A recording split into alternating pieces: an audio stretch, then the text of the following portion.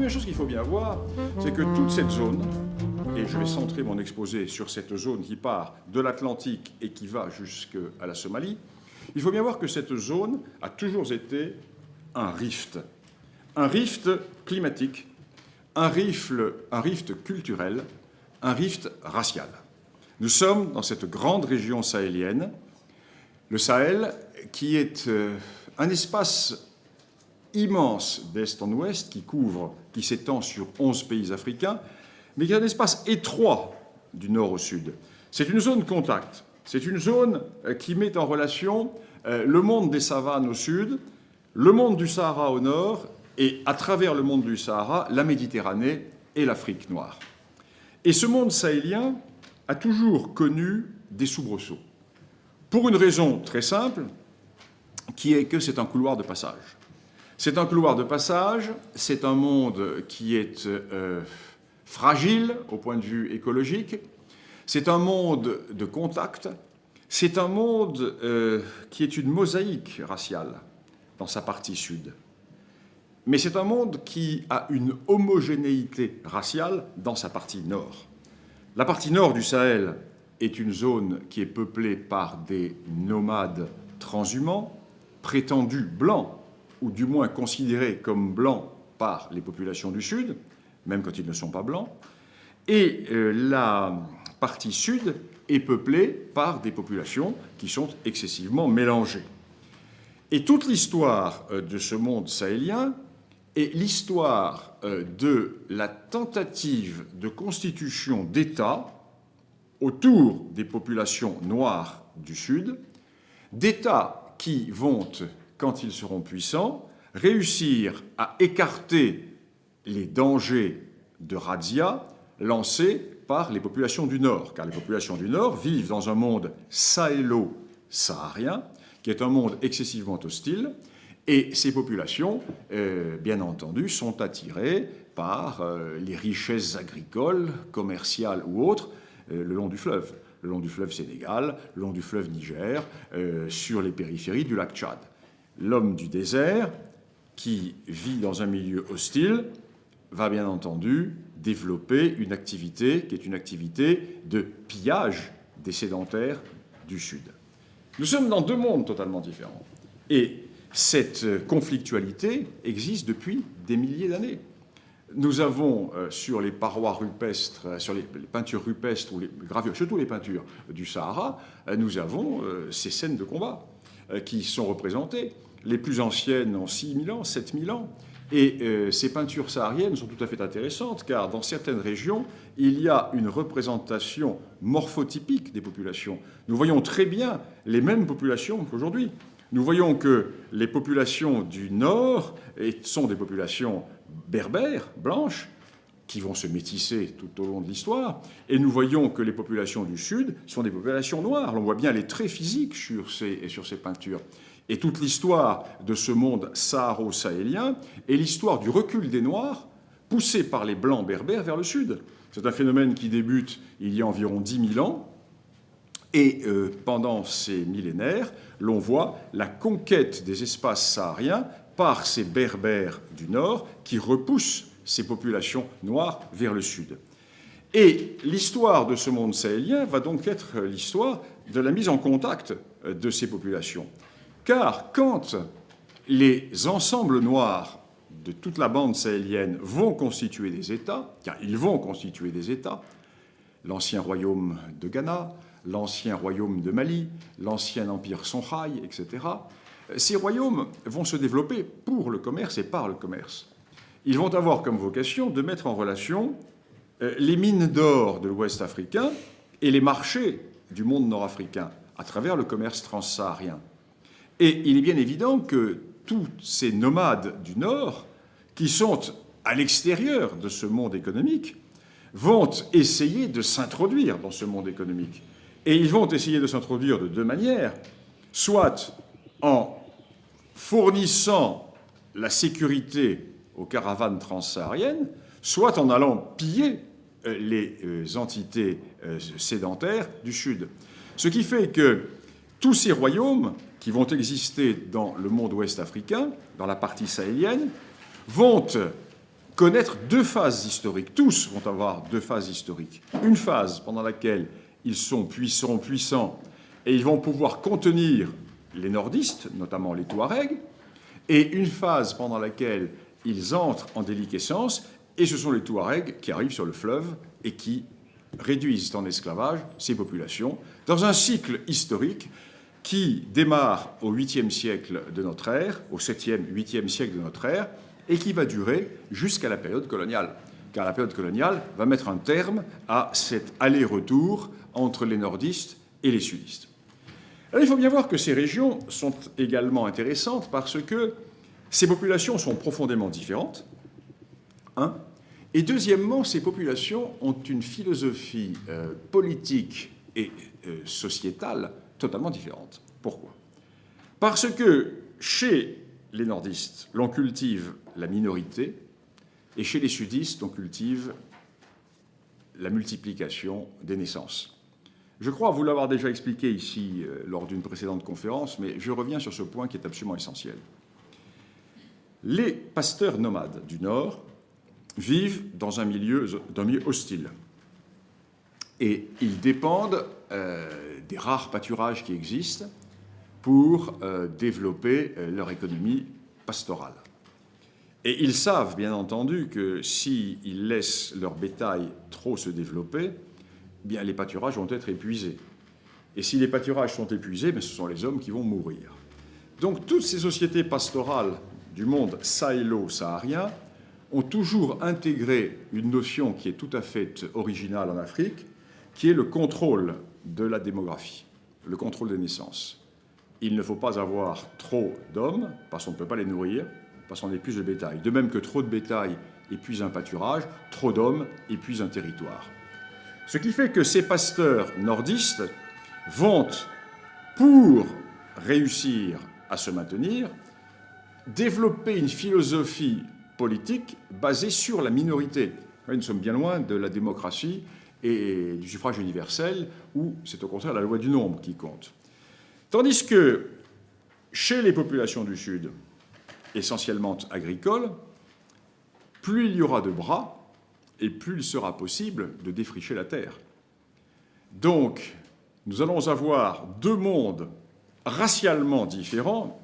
Le terme de race est un terme qui est interdit en France, mais vous ne pouvez pas faire d'anthropologie si vous ne parlez pas des races, et moi je suis anthropologue, donc je parle de race.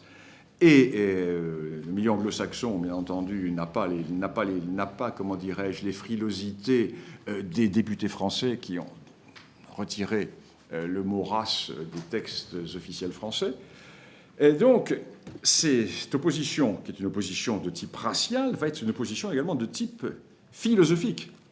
Toute l'organisation de la vie des hommes en société va reposer sur ces deux notions totalement différentes. D'un côté, des sociétés basées sur le petit nombre, la guerre et l'adaptation à un milieu difficile, et de l'autre côté, des sociétés qui sont des sociétés à grand nombre, parce que lorsque l'on est sédentaire, tous les officiers de réserve qui sont dans cette salle savent très bien que plus on est nombreux à défendre une position, et mieux on peut la défendre contre des assaillants qui sont moins nombreux. Donc, le seul moyen de défendre cette société des greniers et des villages, c'était d'avoir du monde. Et pour avoir du monde, il fallait défricher. En défrichant, on se crée des réseaux de solidarité, et la nature étant immense, plus l'on était nombreux, et plus on avait de bras, et donc plus on avait des récoltes, plus on avait des gros greniers, plus on avait de gros villages, et plus on avait de guerriers pour défendre les villages, précisément contre les nomades du Nord qui venaient piller régulièrement ces établissements le long du fleuve. Voilà donc, sur la longue durée, ce qui se passe. Et ceci va du Sénégal jusqu'à la Somalie. Ce que je vous dis là est valable pour tout cet ensemble, toute cette bande qui couvre 11 États et cette bande sahélienne qui zèbre l'Afrique en deux dans cette zone du tropique du Cancer. Vient s'ajouter à cela, à partir, disons, du XIIe, XIIIe siècle, un phénomène nouveau, qui est le phénomène religieux. Le phénomène religieux qui est, en l'occurrence, le phénomène islamique. L'islam arrive assez tôt dans la région sahélienne. Mais les musulmans ne vont pas être prosélytes, pour une raison très simple. C'est que toute cette région sahélienne est pour eux un vivier à esclaves. Or, le Coran interdit de réduire en esclavage des musulmans. Donc ils n'ont pas intérêt à convertir, car la conversion empêcherait la traite des esclaves dans cette région de l'Afrique. Et le paradoxe est que l'islam, comment dirais-je, l'esclavage va ralentir l'islamisation. Et puis finalement, à partir du XIIe, XIIIe, l'on voit se développer des entités islamiques, et ces entités islamiques vont avoir dès le début des périodes djihadistes. Et là, nous arrivons petit à petit à notre époque d'aujourd'hui. Vont avoir petit à petit des influences djihadistes, déjà dès le XIe siècle, avec les Almoravides. Les Almoravides qui partent de la région du Sénégal et de la Mauritanie et qui vont conquérir tout le Maroc, l'ouest de l'actuelle Algérie et une partie de l'Espagne. On va appeler l'empire des deux rives, parce qu'il s'étend sur la Méditerranée, au nord de la Méditerranée en Espagne et au sud au Maghreb, en Berbérie.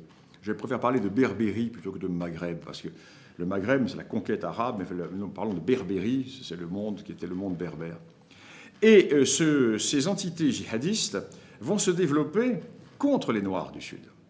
Car toutes ces entités djihadistes sont des entités qui naissent non pas chez les Noirs du Sud, mais elles naissent chez les Blancs du Nord, chez les Berbères blancs ou supposés blancs ou métissés. Par exemple, aujourd'hui au Tchad, l'ethnie qui est au pouvoir, qui est l'ethnie des Zahawa, et les Zahawa sont noirs. Mais ils sont d'origine berbère. Ils sont tellement métissés qu'ils ont oublié, mais les Zahawa, dans les textes historiques, déjà à l'époque de la fin de l'Empire romain, les Zahawa, qui étaient des auxiliaires de l'Empire romain pour le contrôle de la vallée du Nil au-delà de la deuxième cataracte, sont répertoriés, on les connaît, ce sont des Blancs qui sont métissés. Bon.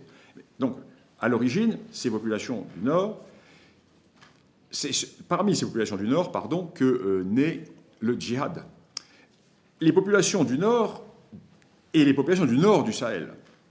Et ces mouvements djihadistes vont se faire contre les païens noirs du Sud, ou contre les Noirs du Sud qui sont considérés comme étant encore païens. Et régulièrement dans l'histoire de ce monde sahélien, nous voyons apparaître, tous les 2-3 siècles, des grandes djihads qui sont destinés à purifier l'islam. Purifier l'islam de ses survivances païennes.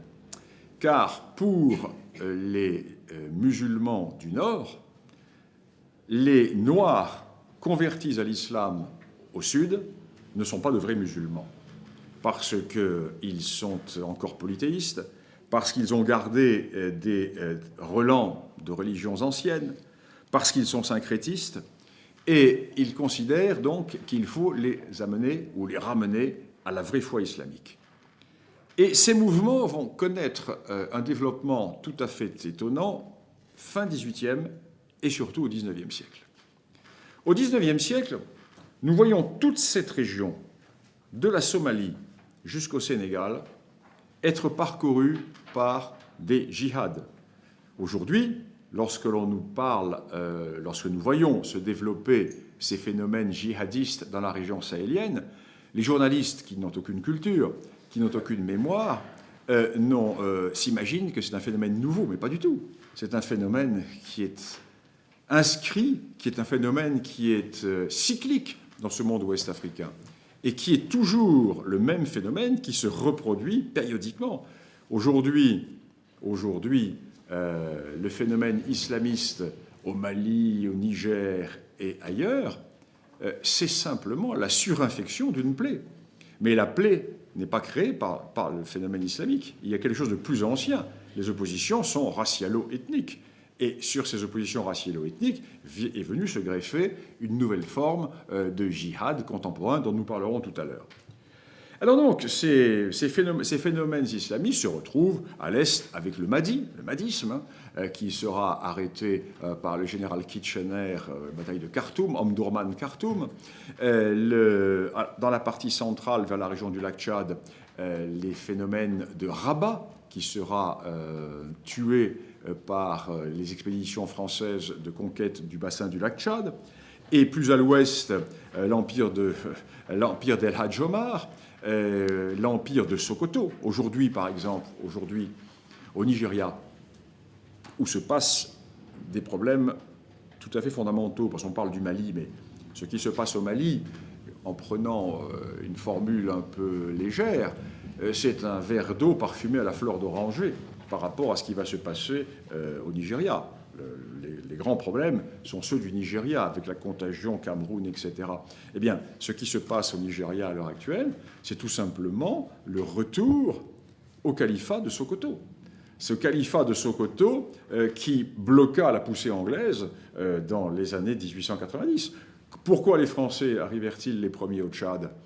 Tout simplement parce que les Britanniques étaient partis du littoral, le Nigeria actuel, et butèrent dans le nord du Nigeria sur le califat de Sokoto. Les Britanniques mirent plus de 10 ans à traverser, à vaincre le califat de Sokoto, tandis que nos grands anciens de la coloniale, eux, étaient partis d'ouest en est, en passant par le nord, Sénégal, Niger, et ensuite on bondit directement sur le Tchad en passant par le nord du califat de Sokoto. C'est pour ça que les Français sont arrivés les premiers au Tchad et non pas les Anglais ou les Allemands qui eux aussi étaient bloqués par l'équivalent du califat de Sokoto dans le nord du Cameroun. Donc nous sommes dans des conflits qui sont des conflits totalement résurgents. Ce ne sont pas de nouveaux conflits. Ce sont des conflits qui sont inscrits dans la nuit des temps. Et ces conflits qui sont inscrits dans la nuit des temps se retrouvent, je vous l'ai dit, dans toute la bande sahélienne, au Tchad, par exemple. Le Tchad. C'est-à-dire que le Tchad est encore plus archétypique que le Mali, parce que le Mali est un pays qui est très peu peuplé, le nord du Mali est fort peu peuplé, et la population du Mali est concentrée sur le fleuve et vers le sud. Le Tchad est différent parce qu'il y a beaucoup plus d'habitants du nord au sud, et il y a comme un millefeuille ethno-racial au Tchad, avec des populations nordistes qui représentent moins de 10% de la population, qui sont divisées en plusieurs groupes, et ces populations nordistes tiennent la vie politique du pays. Là, nous sommes bien loin de la démocratie, n'est-ce pas ? Les 90% de sudistes ou d'habitants du centre eh bien, sont le jouet des rivalités claniques ou des rivalités tribales entre les populations du Nord. Ce sont les nordistes qui gèrent cela. Pourquoi ? Eh bien parce qu'à l'époque précoloniale, eh bien ces nordistes avaient constitué des royaumes, et ces nordistes régulièrement venaient piller le Sud et venaient transformer en esclaves les populations du Sud qu'ils revendaient aux arabo-musulmans à destination de tout le monde islamique. Et nous voyons bien là que sur ce substrat ancien, les événements contemporains vont amplifier la crise.